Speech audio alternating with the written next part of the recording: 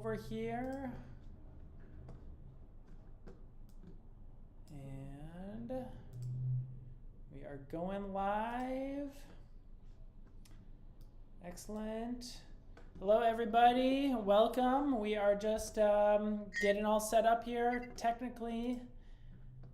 Just getting everything up and running. We have Ashley here. Do some formal introductions in a second. And let's see here. Just going live. Changing a couple things on our settings. Awesome. So everyone's super pumped for everyone who joined today. We are going to be going into some advanced Google Ads strategies here to grow your business. Now, I'm just going to give it 1 to 2 minutes as people are just cycling in, but just sit tight. We're going to jump into the agenda just another moment or two, but super excited for this one. This presentation isn't your A/B ad copy recommendations, keyword mining. This is some good stuff that we're going to get into. Definitely much more advanced strategies than you'd generally find online here. So I'm just going to give it 1 more minute. Awesome. Ashley, how you doing? Great. How are you? Doing good, doing good. Great. So just let's give it 1 more second and then we are going to go live. We live? Yeah, we're live. We'll just give it 1 more moment and then yeah. All right. Well, let's kick this off. Super excited to have this live stream. This is our second monthly live stream. So anyone who is watching now, subscribe to our channel. We will be putting out monthly live streams. I love the live streams because you can do some real Q&A with our audience. So anyone who has questions, feel free to jump in. We'll definitely be soliciting some. And so my name is Ben Lund. I'm the founder of Rise Marketing Group. And I'm really delighted to have Ashley with us. Ashley is our Director of Lead Generation. And Ashley, I'll pass it over to you just to say hello, maybe talk about your background a little bit. Hi, sure. Great. Thanks. Yeah, Ashley Warner here. Been in digital advertising, lead generation space since 2009. So a lot of years of experience. I started off at a startup in New York City, moved back to Boston, and I've been with Rise pretty much since inception. So running the full gamut here, but primarily focused on lead generation accounts. Awesome. Cool. And in Ashley's role at Rise, I mean, she's been with us for 5 years. She's been doing ads for the past dozen years or so, not to age ourselves. I've been in the industry just as long.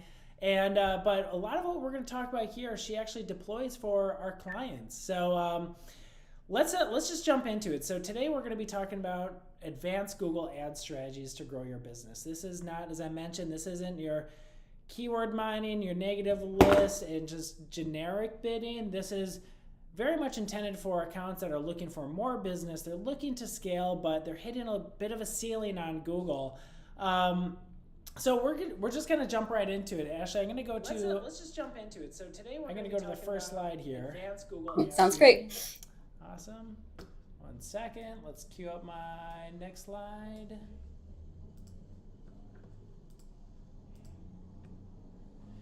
Great. So agenda that we have, we're going to be going into a couple things here. Now, one is called a plus up strategy. This is very much specific towards Google, and most of these strategies are specific to Google. We're going to get into what a plus up strategy is in a second.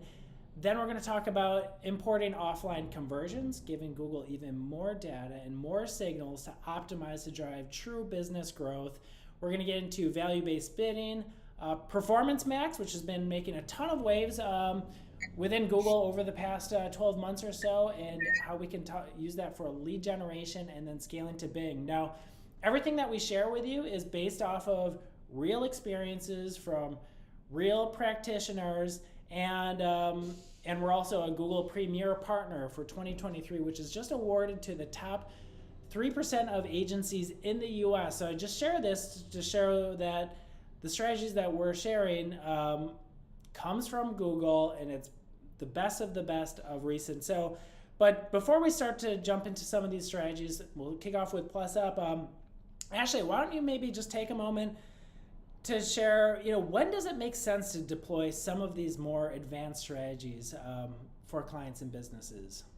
Yeah, that's a great question. So, we're going to talk about a number of strategies today. I would say that these strategies are definitely unique to specific clients. So, maybe some of the folks in the audience here will have some strategies that would work for them, and maybe they won't work for other clients. But we'll talk about all of the different strategies today.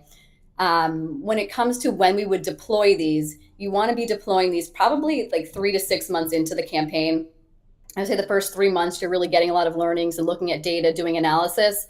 Once we have a good handle on what campaigns are performing, what campaigns are not performing, we've made our tweaks, we've got our metrics to where we want them. Now we're looking for growth. That's when we're going to look to some of these more advanced strategies to further more growth, to maybe get more spend, and to just improve overall performance. But again, we can't really get to these other strategies until you've got a good baseline. Yep, absolutely. And that's key. If you're just starting off with Google Ads, this probably isn't for you, but you should still hang on and listen, ask questions, because this might be super applicable in, let's say, a 3 to 6 months or so time frame.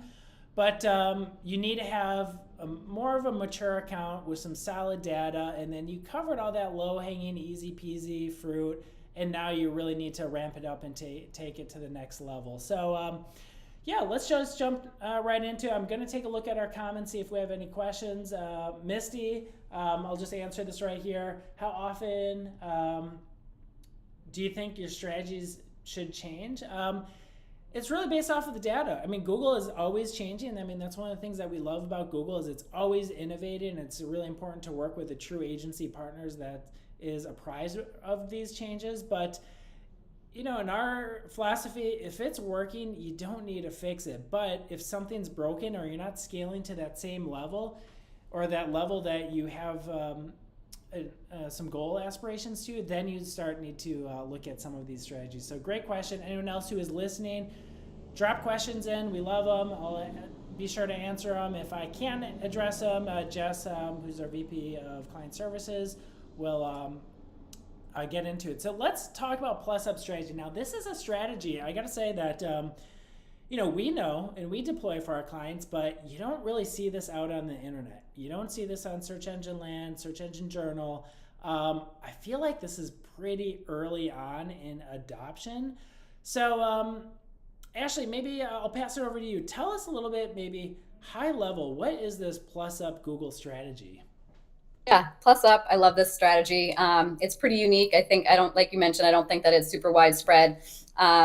Plus Up is essentially taking your top performing campaign or your top performing keywords or really whatever is bringing in the majority of your deals on the back end and manually going in and taking the best pieces of your digital strategy and creating its own new campaign and forcing spend there. So, Google does a great job of, allocating funds to different keywords and pushing you out to the search engines. And, you'll be looking at your metrics like cost per lead or conversion rate, click-through rate, and Google will be highlighting certain keywords and making sure that you're being shown across the board. Well, when on the back end, we can kind of look to see what keywords were specifically bringing in, the majority of the deals, not just leads and not just looking in the API itself, but really where did the money come from on the back end? Did it come from a certain day of the week? Did it come from a certain geographic location? Are there certain states or metros or cities that you might want to target? Are there different device types that you want to target? Are there specific keywords you want to pull out? And so what we do is we take the best of your digital strategy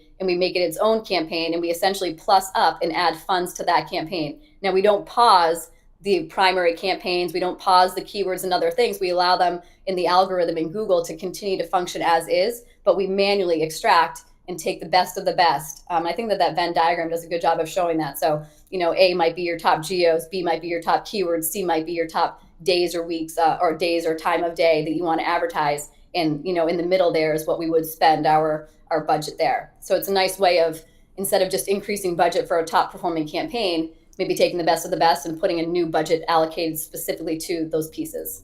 Yep. Yeah, absolutely. Great way of explaining that for everybody. And it's what's, I think, one of the most important pieces that you talked about is that you can't pause your existing campaign. So you can't just take the best of the best and then just push into a new. Keep the existing campaign there because that was already doing really well for you. Keep it, but then you're just saying, Google, I really prioritize these keywords, these locations, these devices, whatever attributes. I want you to maximize budget on that. Is that pretty accurate? 100%. Yep. Give me more here. Yep.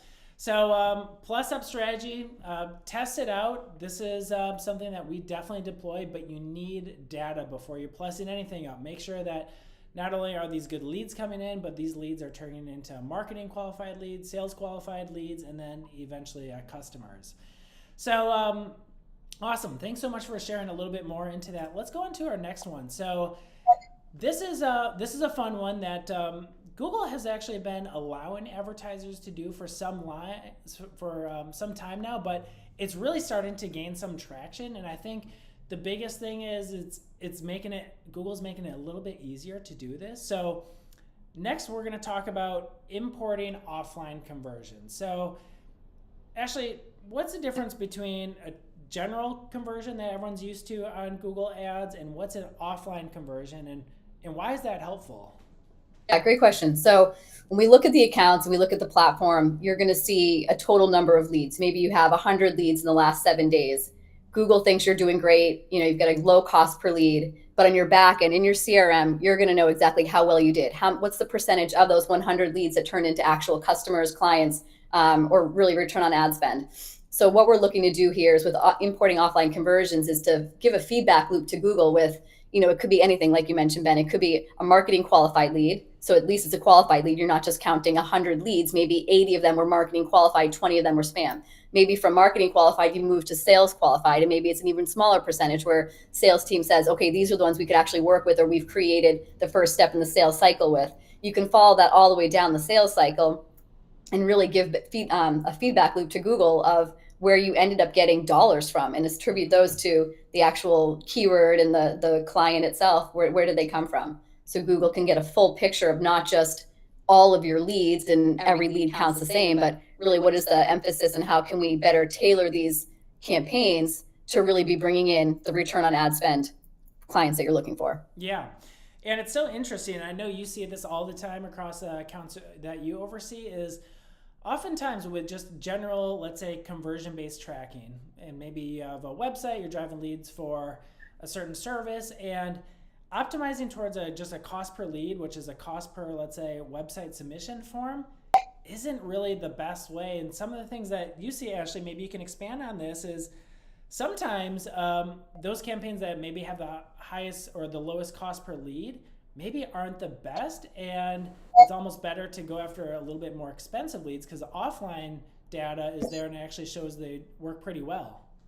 Yeah, oftentimes I'll see Google favor a particular keyword within a campaign. And so I can see that this keyword is getting the majority of the traffic, the majority of the clicks, the majority of even the conversions. But if I have access to and I look into the client's back end, if I don't see any deals associated or I see a smaller percentage of deals associated with that keyword, I know that Google just thinks that this keyword is performing well, but there's not enough feedback to that particular keyword coming back. So what we would do in that case is, working with offline conversion tracking would help you there.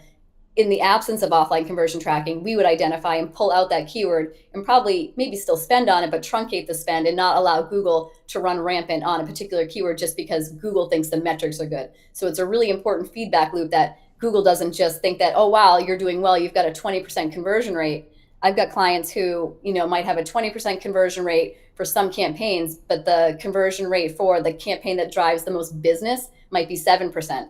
So oftentimes what I see in the API is not as important to me as what I'm seeing in the client's back end. And if I see an overall drop in conversion rate because I know that I've put more budget into campaigns with a lower conversion rate, but knowing that those campaigns with the lower conversion rate are the ones that are bringing in the deals, I'm happy to see a conversion rate across the board go down, knowing that I'm funding the right campaigns and bringing, you'll see month over month a return on ad spend increase. So when you're looking at, overall back-end information, you will see that return on ad spend increase despite what you might see in the platform itself. Yeah. And it's so important, just as marketing and advertising on Google and other platforms is so algorithmically derived, you really need to give Google and the other platforms the right signals. So it's great to set up normal conversion tracking. That's way better than clicks. But if you can get Google intel that's closer to your real deals, it will try to find more of your qualified leads and customers. So Ashley, thanks for covering that. And just based off of the screenshot, for everyone who's watching right now, you can see there's a lot of ways that you can import. You can import through Google Analytics, obviously GA4, third-party analytics. I know HubSpot's got some really good integrations. You can even do manual import. But the first step is starting to track these leads and tie it to Google ad efforts. And then over time, you can start to import these to Google. And then last question, Ashley, before we go on to the next strategy is, once these conversions are imported, should we set that as the primary conversion event that Google should optimize to, or should we sit on it just for a little bit? You want to keep it in a learning phase until you've got enough volume. So really what Google needs is information. Google needs data. We need to be feeding the algorithm enough data to make sure that we're not just truncating spend, right? Like if you're optimizing too soon towards your end result and you're getting maybe 1 or 2 closed deals, well, Google's not even going to know where to spend. The signals are so diminished.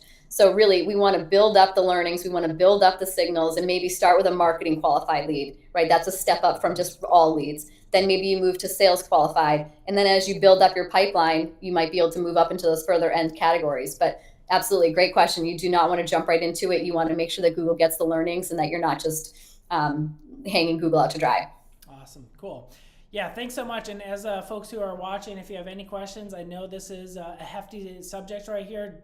Feel free to ask questions throughout. So next, this is tied similarly towards importing offline conversions because it's very much bidding based and can influence bidding. So this is value-based bidding. So value-based bidding is pretty much tells Google that every conversion that Google is tracking is not created equal. And I think this is a big mistake, especially when we take over accounts where we might see an account that has, let's say, 3 different conversion events. And let's say this is a lead generation client. Maybe they have a contact form submission, they have a phone call, and then maybe they just have a newsletter sign up.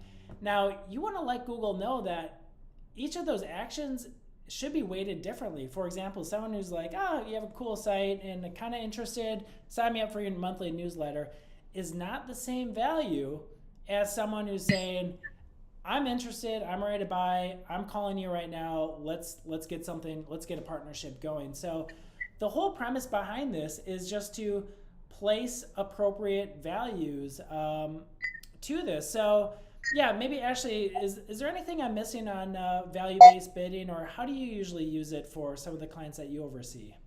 Yeah, that's a great question. So yeah, no, I think you're spot on, absolutely. But right, we want to make sure that Google knows what kind of leads we're looking for. So if we have a client where maybe they do really well with email leads and this isn't an option for them, but maybe we have a client where they're closing a much higher percentage of folks calling in on the phone.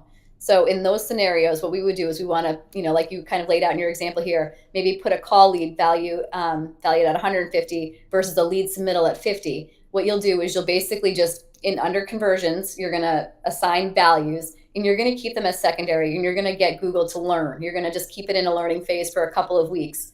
At that point, once Google's had enough time to kind of calculate, like overall in the last couple of weeks, how many phone calls have we had, how many, lead submittals, what we can then do is maybe select a campaign that we want to test this on. So traditionally, we're launching with max click bidding strategies or max conversion bidding strategy. Using value-based bidding, it's an entirely new bidding strategy. So where it's new, what I would suggest is taking one of your campaigns that's kind of middle of the road. I probably don't want to mess with our top performing campaign. If we've got a campaign that's doing super awesome, I don't know if it makes sense to really mess with that while we're testing things out, right? We don't want to, truncate the leads, and we want to make sure that things are moving smoothly. So I would suggest taking a mid-performing campaign and applying an experiment where 50% of your budget is going to go towards whatever bidding strategy you currently have, probably a max conversion bidding strategy. The other 50% of the budget is going to go towards a value-based bidding strategy. There's a couple different options within value-based bidding strategy. You can apply a percentage Typically, I recommend going in at like 150% to give Google some room to grow. But basically, the spend will go to the value-based and the max conversion. And this type of test takes longer than some of the other strategies you might need to kind of gather information. So what I mean by that is if you're doing a plus up campaign or offline conversion, you might know with plus up, you might know within 4 to 6 weeks, was it a success? With value-based bidding, you need to give the algorithm a bit more time because it was so focused heavily on max conversion for so long. Typically within 2 to 3 months, I've seen clients do extremely well. I've seen call volume go up 20 to 30% over that time period, where historically maybe they would get such a small fraction of phone calls. With the value-based bidding strategy test, I have seen it go up 20 to 30%, but it takes time. It took about 2 to 3 months to get to a point where we were happy with that. And it took some, pulling of levers on the sides of kind of loosening some of the tactics with the strategy. But yeah, this is a great bidding strategy. It can work. Give it time. Awesome. Yeah, thanks so much for sharing. Super helpful. So really, I got out of that, it's actually kind of easy to set up with an experiment. And I love your approach where you don't just go all in. You say, hey, let's run an experiment. And part of the traffic is going to get the legacy bidding, and then part of it will get the new. And then in the experiment feature in Google, the data is right there. It'll let you know what's working and what's not.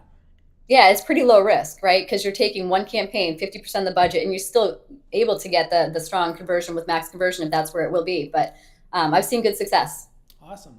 And then just a last point on this is you always have to think of what is Google optimizing towards, and Google will generally go for whatever is easiest for Google. So in this case, if all these values were equal, let's say newsletter sign up versus a call, Google's just going to get the newsletter signups all day because it's easy for it, and it'll think it's doing really well. So you just need to set up the appropriate value and then set up a return on ad spend. So Ashley, super appreciate you going through this one.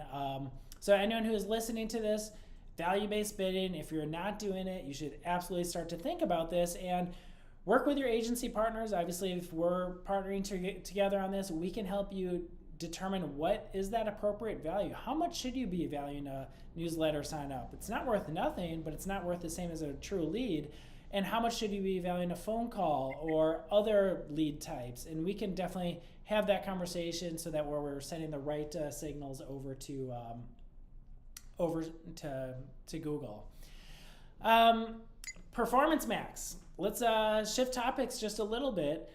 Performance Max has been making a lot of waves within Google. And Ashley, I think you even mentioned on Microsoft as well. Do you mind just taking a second just to kind of share a little bit about what Performance Max is and what we're seeing from it? Yeah, this is a great campaign type. Easy entry, like really no barriers to entry for this campaign. It's gotten a lot of attention over the last 12 months, and Bing has now announced that they are moving forward with a PMAX campaign type as well. Essentially what PMAX is it's taking components of display, remarketing, and search and combine them all into one campaign. What's new is that there's now an option for Performance Max for lead generation. So this means that we can now optimize towards true conversions, and you can use your marketing qualified lead conversion of action, or you could do your sales qualified lead action to really improve the quality. So it's giving you the ability to go above like maybe your current spend ceiling because it's a little bit more upper funnel, but it is optimizing towards conversion. So it's a great option for people who have remarketing, for people who have display and search. You want to combine it into one simple account utilizing Google's AI. They make it really simple. That's awesome. Yeah, and it's ever since PMAX rolled out, we saw a ton of success on e-commerce, and then we started to say, well, hey, if it works for e-commerce, can this work for lead gen? And I think you hit it right. Is once your tried and true campaigns are in a good spot, but you're looking for more and maybe go a little bit more into the mid funnel, Performance Max can work extremely well. It's going to serve your ads across search, display, Gmail, YouTube, Maps. It just covers the spectrum. But what's super fun about it is it's very much conversion focused. You're not bidding towards clicks. And going back to our prior slides, you need to set up appropriate conversion tracking and set up appropriate conversion values. And once you set that up and then launch a Performance Max campaign, Google's going to prioritize those conversions that mean the most for your business and help you drive more qualified leads and sales. So I would definitely recommend to add this to the portfolio as we're thinking about 2024 of one of the things that you should test. And Ashley and I were chatting about earlier before this live stream, Performance Max is really picking up steam. I mean, even Microsoft is now starting to take a page from Google's playbook and just duplicate that. So definitely recommend to consider that for 2024. Excellent. Ashley, anything else on PMax before we go to the next slide? And that's it. Awesome. Now, this presentation has very much been focused on Google, and rightfully so. Google is where you're going to get the lion's share of leads, but we do want to make it a point that every advertiser should be considering expanding to other platforms.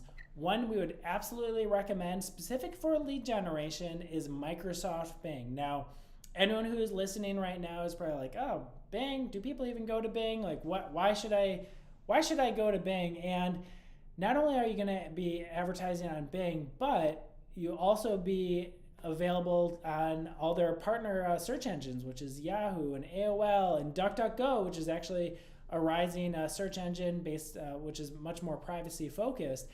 And I don't know, 2023 for our Rise has been a big year for Bing for us, and we're pretty much advocating almost all of our clients that they should test it. But Ashley, tell me, what do you see once we migrate some campaigns to Microsoft? What I would say too is how important diversification is. Good point. Right? So like Google is a great platform, and you're right, the lion's share of your leads are going to come from Google. But when your money is all tied up in Google, and if there is a glitch, or there's, I don't know, their platform is down, or maybe they changed their algorithm, which happens frequently with Google, your performance is going to take hits. And so when we're so focused on Google, having diversification and having another platform is so important. So I would recommend Bing, not only just like if you're hitting like performance, caps or whatever on Google, I would do it as a kind of like a fail-safe to prevent, just if anything should happen with Google, that you still have another source of leads coming in digitally. It's got the same search-based intent, right? So it's a perfect complement to Google being on Bing. We're going to basically take the exact same campaigns, duplicate them on Bing. Super easy. They make it super easy to upload. But really, yeah, the advantage is you should see similar, if not the same performance. Sometimes lower click costs, sometimes higher click costs. But I will say that my clients across the board experience, maybe they're not spending as much, but sometimes a higher return on ad spend, despite what like the metrics might look like. So for example, I've got a lower conversion rate right now in a Bing account with a higher cost per lead, but their return on ad spend was almost 5 times. And Google is performing great too. We're at about 3 or 4 return on ad spend for Google, but smaller budget, like I said, on Bing, higher cost per lead, but the return on ad spend was really impressive. So I think Bing is a great option. And there's a lot of different levers you can explore with Bing. They are linked with LinkedIn, so you can take advantage of the LinkedIn audience attributes. Awesome. Yeah, I like Bing. I'm pushing Bing for most of my clients, and again, it's not just for performance, but also for diversification. Yeah, and you bring up a couple of really good points. A lot of businesses don't think about diversification.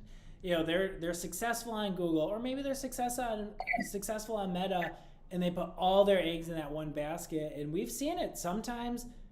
Policies change on Meta and on Google, and all of a sudden, oh boy, their account's dark for 2 weeks. What's that going to do for your business? And if you don't have a diversified approach, that could be pretty scary. So I love the diversification point. I'm glad you brought that up.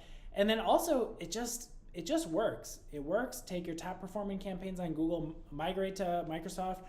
Microsoft actually makes it pretty easy for advertisers. Microsoft is they understand that most of search advertisers spend their time on Google, so they make tools to automatically import campaigns to Microsoft, easy peasy, and their interface is very similar. Obviously, if anyone's watching right now, we're happy to open up a Microsoft campaign for you, set up conversion tracking, and then just give you extra 15, 20% more leads per month. So love that. And Yeah, we'll stress the last thing, as you mentioned, Microsoft owns LinkedIn, Microsoft owns Bing. They are marrying this data together, and which is so critical, especially for B2B clients, where you can target based off of a search intent, but also based off of other attributes. So maybe industry or job title or companies that they work on. So for a B2B advertiser, I would absolutely start Bing as soon as possible.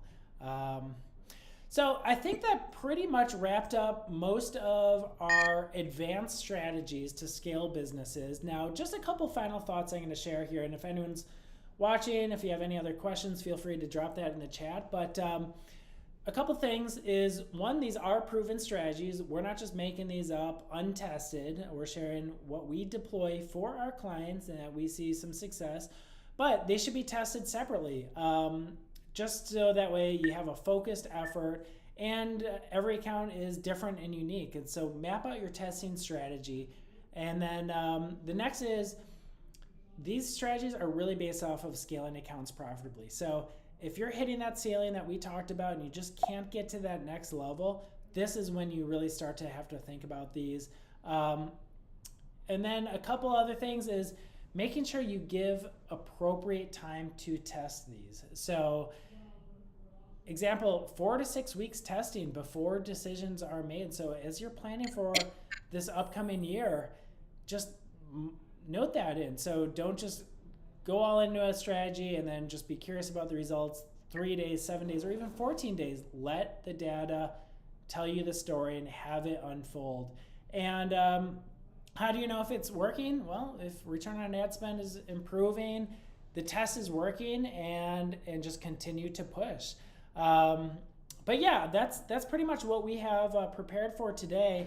Ashley, any other thoughts that maybe we should share with everyone who's watching now and in the future?